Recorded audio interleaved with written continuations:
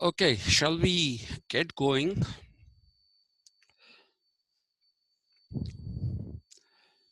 See, like I said, I'm primarily going to treat this paper, this part of the paper, as not as important as the Western thought, because the content or content, it should be actually, the content of Western thought is much more in that paper than the content of Indian thought. Okay, so this part that we are doing is contrasting Western thought with Indian thought. In the last class, what I had told you was that in the Western system of thinking, there is a thing called political thought, because of the fact that there was the Greek polis, Polis, the Greek polis. Okay, and the Greek polis basically, the administration of it led to this whole idea of politics, which when we come to Aristotle and Plato, I will talk about in detail, and they basically are supposed to be very good things. Okay.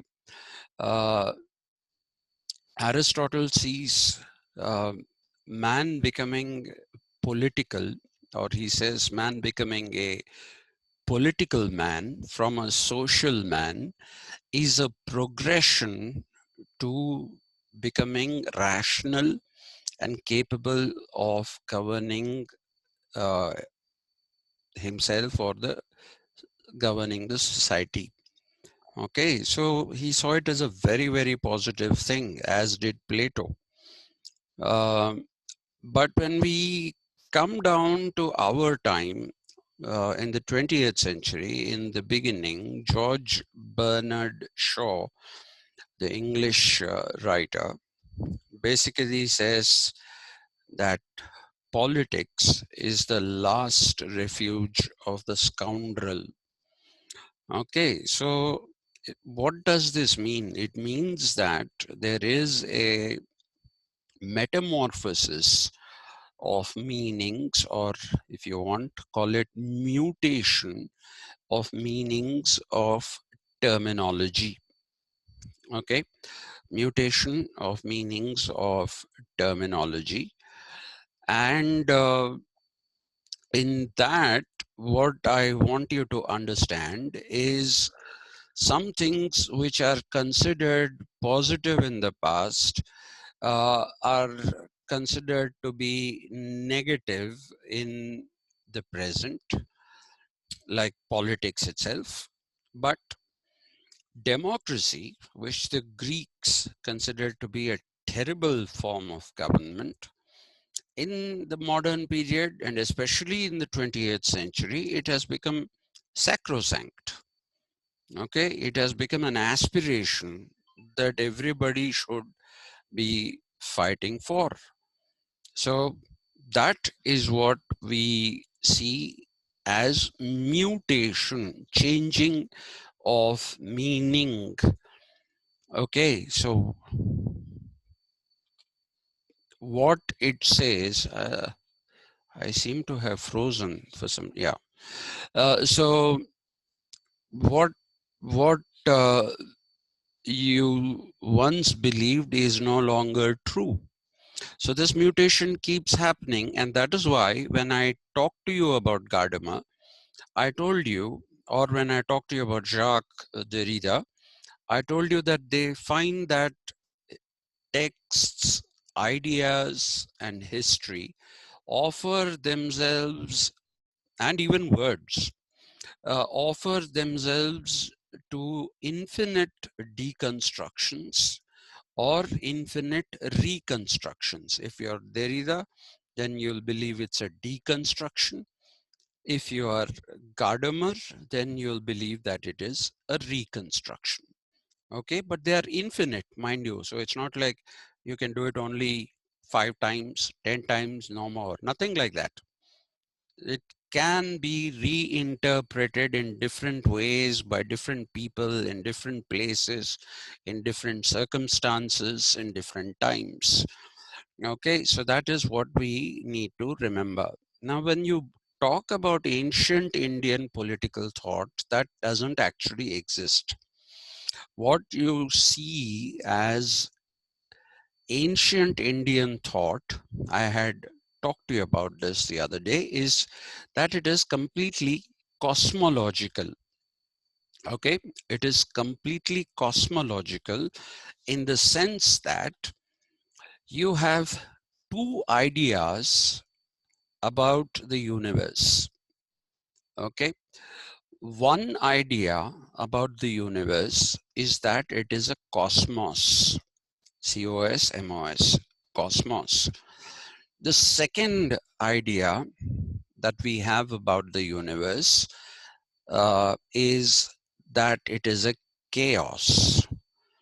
Okay. Now, I would be, I would ask you to exercise extreme caution in understanding the term chaos, because in our everyday commonsensical parlance, we use chaos to denote lack of order, or we use it to denote confusion or a lack of organization, all these things. Okay, we use it to denote all these things. But the technical, philosophical meaning of chaos is not this. The technical, philosophical meaning of chaos is that everything that happens in this world or the universe, if you call it, happens accidentally. There is no predetermined purpose behind why things happen. Okay, so let me just give you an example. If somebody says, is there a deeper meaning to this class, meaning your class, BA third year, becoming my students suddenly? It wouldn't have happened if it isn't for the COVID-19 thing. You people becoming my students, is there something predetermined about this? Is there a reason why this is happening? If you believe in the idea of chaos, you'll say nothing. It's just that you happen to be posted, you meaning me, you happen to be posted in the PG College Secunderabad. You are there at that time. And these people were in the third year when COVID-19 struck. So we have a situation where we had to take online classes, and for various reasons, the principal has decided to tell me, ask me to engage your classes. So that's it. There's nothing more to it. It's all a series of unconnected accidents. Accident here is not something that is, accident should be understood as something which is not planned. That's what you need to understand. Anything you say is accidental, meaning it is not pre-planned. That's why it is accidental. That is what you have to remember. This is what we technically, philosophically call chaos. On the other hand, you have the idea of the cosmos. Now, the cosmos, the simpler meaning of it, which is a Western meaning of it, is something that talks about things happening in the universe for a reason. Okay, it talks about things happening in the universe for a reason, and it uh, basically says that one can and should investigate why these things are happening. Okay, so there is a preordained purpose. The Greeks had a word for this. The word that the Greeks had is telos, Telos, telos. Telos is a predetermined goal. Okay, two very famous teleological thinkers, meaning those who uh,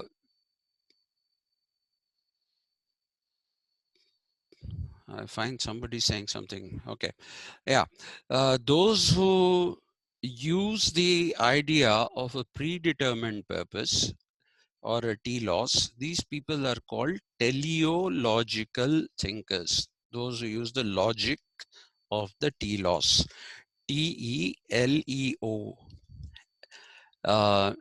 teleo, Logical, teleological thinkers. Two very famous teleological thinkers are Aristotle in the ancient period and Hegel in the modern period.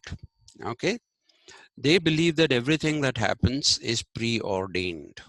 It's not happening. We are not in control of our destiny. Okay, we are only enacting a part.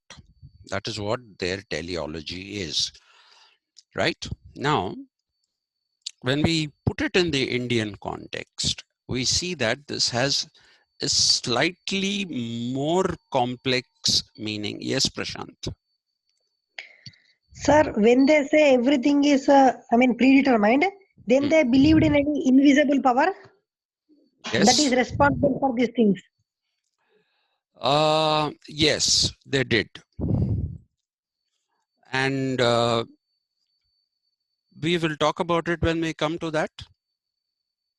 Okay, because we have to do Aristotle. Yes, sir. When we're doing Aristotle, I'll tell you what his teleology is. Okay, he has a principle of God, not God as we understand it. Okay, but he had a principle of God, and that's why I'm calling it a principle. Okay, not God as an entity or a deity, which is our understanding, at least in India. That's not what, in Aristotle, God is the first cause of everything. Okay, in a cause chain effect, there is always no pure cause or no pure effect, right? I have talked to you about this causal explanation. You said there is a fire, that is the effect. What caused the fire? You have to investigate into the cause. The cause could be somebody carelessly threw a matchstick where there was a drum of kerosene. So that is the cause of the effect, which is the fire. Now, why did this person throw the matchstick? Now that becomes a question for the cause, which is the effect of the throwing of the matchstick is the effect of what? Let's say this person is a smoker, and therefore he lit his cigarette and threw the matchstick, right? So that now becomes the cause, smoking, his being a smoker, and then this becomes the effect, the throwing of the matchstick. Then you can ask, everybody doesn't smoke. Why did this man become a smoker? Then you might say, this is the effect. Why did he become the smoker is now the cause. That he is a smoker is the effect. You'll say in his family, everybody smoked. So you can go on and on backwards like this. It's called infinite regress.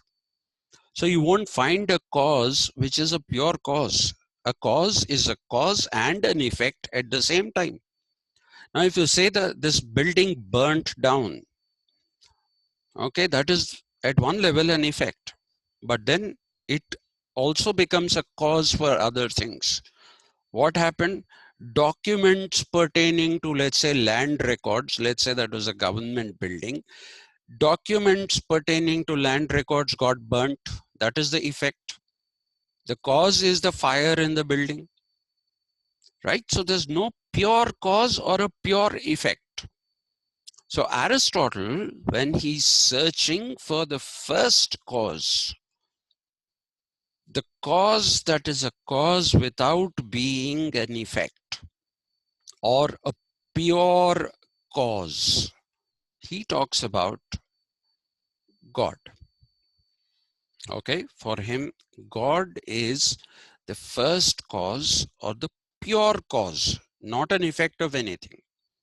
But we'll discuss that in detail when we come to Aristotle. In Hegel, he substitutes God with the idea of Geist, written with a capital G, G-E-I-S-T, Geist. Geist for him is an infinite spirit without a body. And the purpose of history is nothing but the self-realization of this Geist or infinite spirit. That is the telos. What role do human beings have to play in it? We'll discuss it when we do Hegel. Okay?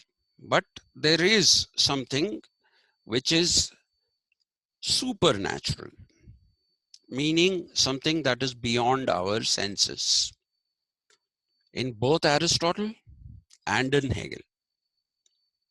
All right, and you'll find that this is there in many thinkers. These are not the only two thinkers.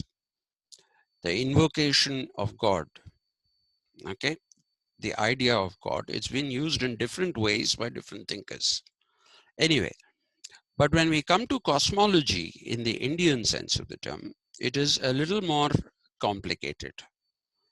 Okay, it is a little more complicated in the sense that the Indian cosmology basically doesn't stop with the idea that things happening in the universe are happening for a reason. It doesn't stop with that. It goes on to describe the universe as the Brahman, B-R-A-H-M-A-N, Brahman, sometimes also called the Brahmanda. Okay, the Brahman or the Brahmanda. The Sanskrit word is Brahman. Brahmanda is more of translations into various languages, including Hindi and Telugu. Okay, so the universe is the Brahman. And what is the Brahman? The Brahman is a life system. Okay, it is a life system.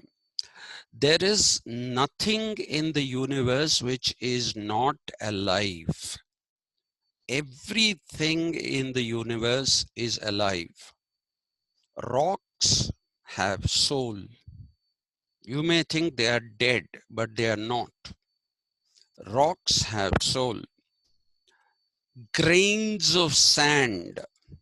Ramanujacharya, who advocated Vishishtadvaita, okay, he says even grains of sand have soul. Even a single grain of sand has a soul in it.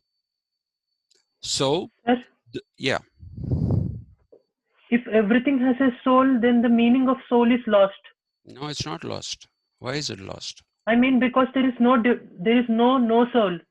I mean, there is no opposite of soul that is in existence. No, there So is the no meaning of soul is, nothing like that. so the It is. meaning, It has got a soul in the sense that it is going to, because there's a theory of transmigration. Okay, soul goes. It doesn't always remain in that state. From one level, it goes to another level, to a higher level. Finally, it reaches, if its refinement is good, then it reaches the idea of becoming, I mean, it reaches the status of becoming a human being. And as a human being, if you are enlightened, then you break the cycle of birth and death. Okay, and therefore that means you have attained nirvana, which means the Atman has now become the Brahman. Okay, so there is, if you look at the duality principle, the Atman and the Brahman is not a soul, the Brahman is the universe. It's a living system which contains all these souls which are trying to break the life and death cycle and go into the state of being Brahman. Now, if you're Shankaracharya, you will say Advaita straight away. You will say there is no difference in the substance of the Brahman and the Atman.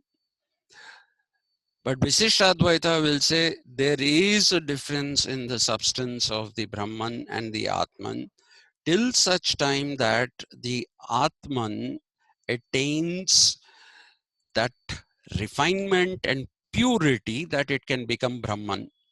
That's what Visishtadvaita of Ramanujacharya says. And if you look at Madhvacharya, Madhvacharya believed in Dvaita, dualism. For him, the Brahman is completely different from the Atman. The Atman can never ever become the Brahman.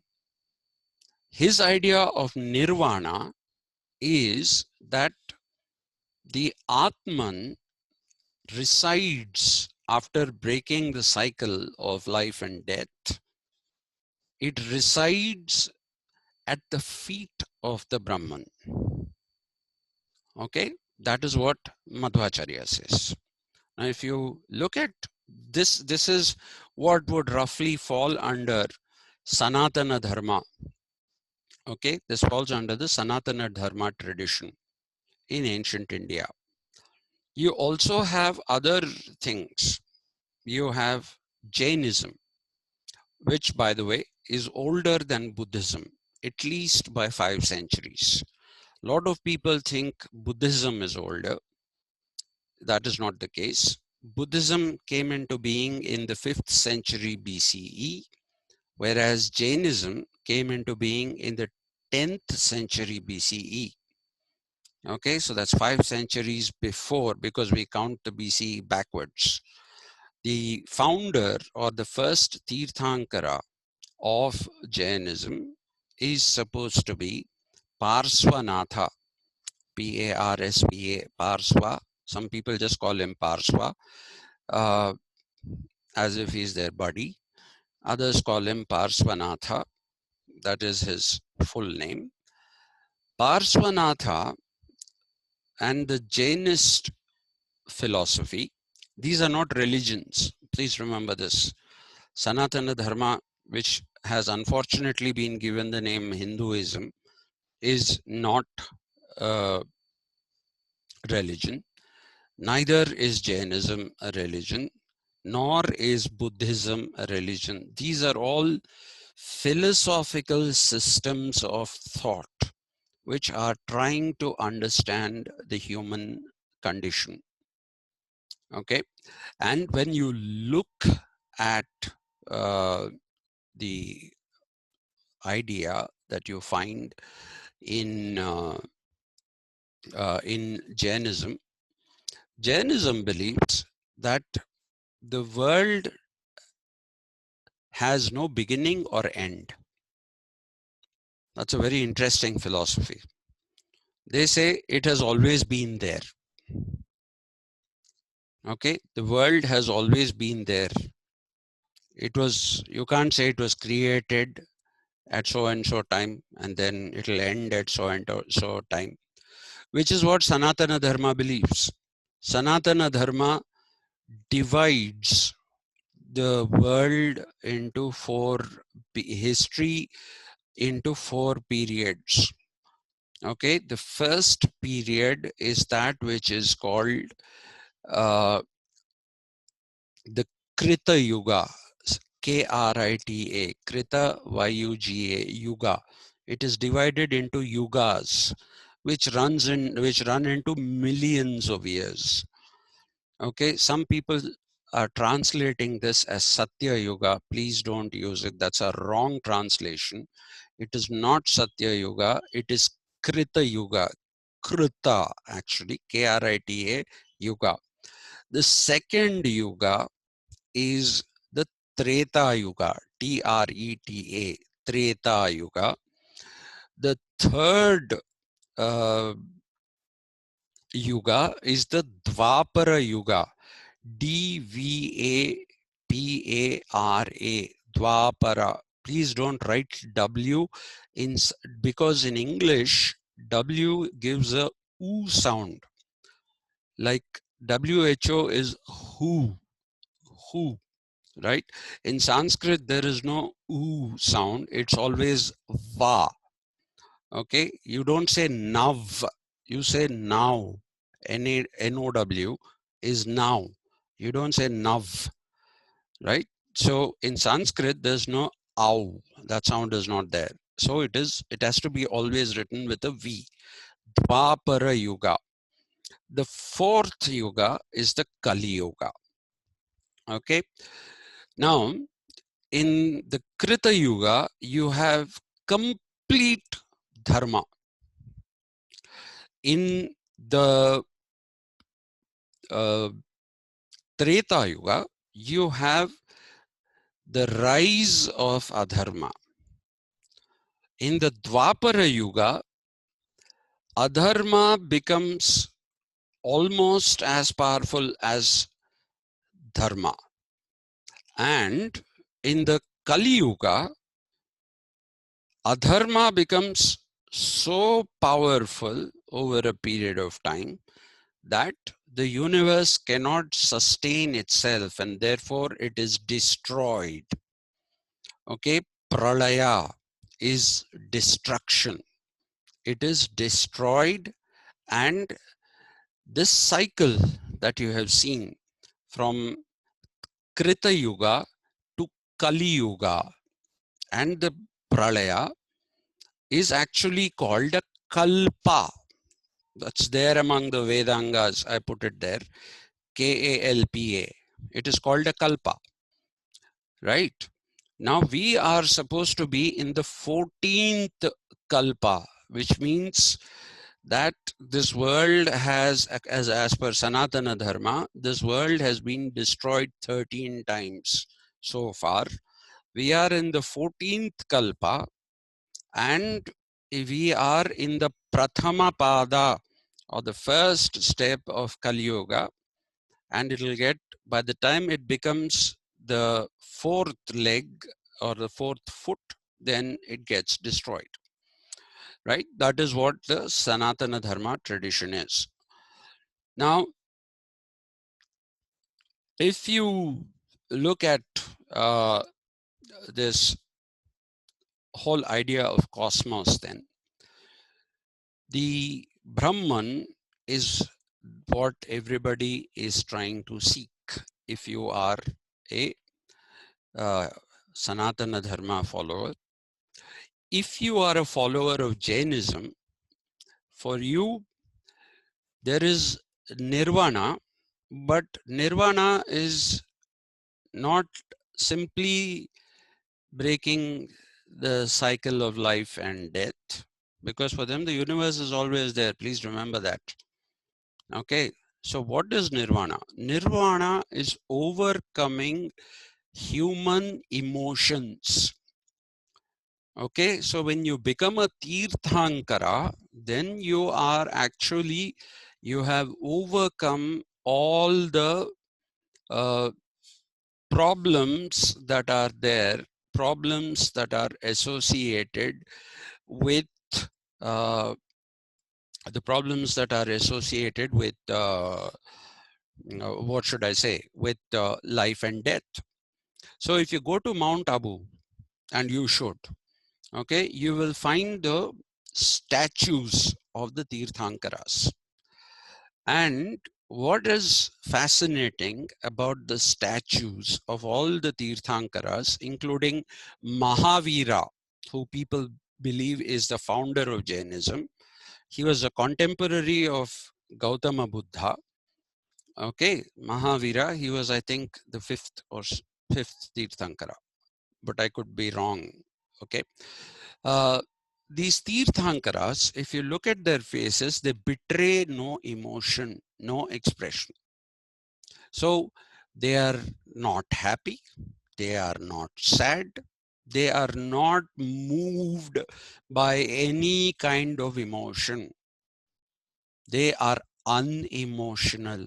That is overcoming the problem of life and death, as far as the Jains are concerned. As far as the Buddhists are concerned, they don't have a theory of karma, which is there in uh, Sanatana Dharma, but they do believe in dharma, and they do believe that every soul undergoes different lives in different times. If you look at Jataka tales, I don't know, try and buy those Amar Chitra Katha comics, they'll help you. When I was a kid, I read them. I first read the Jataka tales when I was a kid.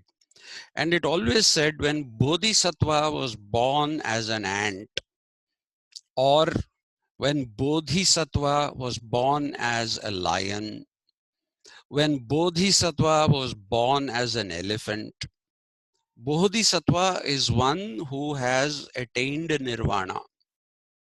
Okay, one who has broken the cycle of life and death. And for them, I am telling you this in brief, for the Buddhists, the breaking of the cycle of life and death comes when you realize that human life's primary quality is dukkha. Dukkha is translated as suffering, but it is not directly suffering. It ends in suffering. Dukkha is sadness, disappointment, and sorrow. Okay. And the Buddha claimed that dukkha hetu, those things that caused dukkha, are material things. Our seeking material comforts, we think they give us comfort, but in reality, they do not give us comforts. They cause suffering. Just imagine you've got used to an air conditioner. Suddenly, in the summer, there's a power breakdown. You'll suffer. You'll really suffer. Okay. Or if you're used to your own transport, if you just believe in getting into your car or onto your motorcycle and going, and suddenly somebody tells you, no, you don't have this anymore, or it is spoiled. Sorry, when the floods happened, my car went to a garage for more than a month. I didn't have a car, and every day my fear was, if something happens to my mother, if she has a health problem, how do I take her? How do I take her? This is dukkha, and this is suffering. This is how suffering is caused according to the Buddha. And Buddha says that you have to overcome dukkha, and if you overcome dukkha, you have nirvana. And overcoming of dukkha is possible by giving up acquisitiveness. Acquisitiveness is the tendency to acquire things, more and more things, material goods. You want, if you give that up, then you have a better life. Whereas in Sanatana Dharma, there is karma, and there is, you're asking if all are souls, and what is the opposite of it? There is a good soul and a bad soul. That is where the opposites are. Okay. In Sanatana Dharma, if the sum total of your deeds is good, then you go to the next level of birth. If your sum total of deeds is bad, you don't go to the next level of birth. In fact, you can come up to the level of a human being, but if your deeds as a human being are not good, if they are bad, then you can go back to being an animal of some kind. You can become something else. Okay, so then you'll have to again start coming up. So karma, dharma, these are there together. And it is your karma that determines your birth as a particular life form. Whereas in Buddha, there is no karma theory. You will go through, irrespective of who you are, you will go through all the forms of life. And when you finally reach the human life, if you are in a position to break the dukkha, to overcome dukkha, then you get nirvana. Okay. Now, when we talk about the sources of Indian thought, here are the sources of Indian thought. The first of them, actually, I put that as first, it is Ashtadasa Vidya. Ashtadasa Vidya is 18. Ashta is 8. Dasa is 10. Okay. Ashtadasa Vidyas are your ability to study these 18 things. What are these 18 things? The 18 things that you study are the Vedas, okay, the Vedangas. The Vedangas are nothing but limbs, Limb, okay, limbs of the Vedas, like hands and legs. Then you have the Upavedas, okay, Ayurveda, Dhanurveda, all these. Then you have the various Shastras, okay, in which I have put Mimamsa also, but Mimamsas can be treated separately. You have the Itihasas, you have the Puranas, okay, you have the Dharma Shastras, you have the Artha Shastra, and you have the Aranyakas and the Brahmanas. Okay, all these things together, they constitute the Ashtadasa Vidya. A person who studies all these things is capable of nirvana. That is what it means. When I meet you tomorrow, hopefully I will talk to Prashant later and see if there is a holiday. If it is a holiday, if you can come back for a class, it will be good. I can finish this off. But I leave it to you. But so far, no holiday has been declared. But if it is declared, then I'll ask Prashant to find out from you if you're willing